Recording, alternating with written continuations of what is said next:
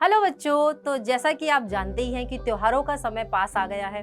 त्योहार बच्चों न सिर्फ हमारे जीवन में खुशियां लाते हैं, बल्कि त्योहारों से हमें बहुत सारी चीजें सीखने को भी मिलती हैं। अब जैसे कि आपने अपने आसपास रामलीला देखी होगी या कहीं पर रामायण को होते हुए जरूर देखा होगा। तो रामायण में एक बहुत महत्वपूर्ण कैरेक्टर है और वो है हनुमान जी। तो हनुमान जी के जीवन से बच्चों हम बहुत सारी चीजें सीख सकते हैं। सबसे पहली चीज तो हम ये सीख सकते हैं कि हमें अपना लक्ष्य हमेशा ऊंचा रखना चाहिए और उस लक्ष्य को पाने के लिए जी जान से मेहनत करनी चाहिए और अपनी इच्छा शक्ति को दृढ़ रखना चाहिए। अब हनुमान जी जब छोटे थे तो उन्होंने एक बार सूरज को देखा।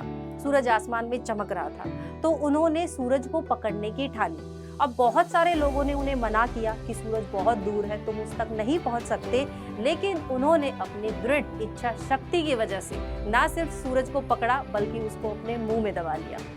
इसके अलावा बच्चों, जब सीता जी को ढूंढने की बारी आई तो बहुत बड़ा जो समुद्र है उसको पार करना था। अब समुद्र को पार करना उतना आसान तो होता नहीं है, बट यहाँ भी हनुमान जी की जो दृढ़ इच्छा शक्ति थी उसी की वजह से वो इतने बड़े समुद्र को पार कर पाए। साथ ही साथ उनके जीवन से अगर हम और भी चीजें दिखे, जैसे कि लक्ष्मण जी जब मूर्छित हुए तो उनको संजीवनी बूटी लानी थी, वो भी एक रात में। अब एक रात में इतना लंबा जो डिस्टेंस है वो पार करना, ट्रैवल करना कोई आसान बात नहीं थी। तो यहाँ भी उनकी जो दृढ़ इच्छा शक्ति है वो ही काम आई और उन्होंने ये काम कर दिखाया।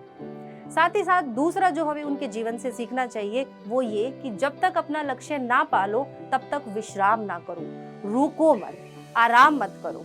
जैसे कि उन्हें जब समुद्र को पार करना था तो बीच में बहुत सारे ऐसे पर्वत आए, जैसे कि मैनिक पर्वत आया, जिन्होंने उनसे कहा कि तुम थोड़ी देर आराम कर लो और उसके बाद तुम आगे का जो अपना रास्ता है वो तय करना। बट यहाँ हनुमान जी ने कहा कि नहीं, जब तक मैं अपने लक्ष्य तक नहीं पहुंच जाता, जब तक मैं आराम नहीं करूँ। तो इसी तरह बच्चों, आपको भी जो अपना लक्ष्य है वो हमेशा ऊंचा रखना चाहिए। उसके लिए दृढ़ इच्छा शक्ति आपको रखनी चाहिए, उसके लिए खूब मेहनत करनी चाहिए और जब तक अपने लक्ष्य को आप ना पालो, जब तक आपको आराम नहीं करना चाहिए।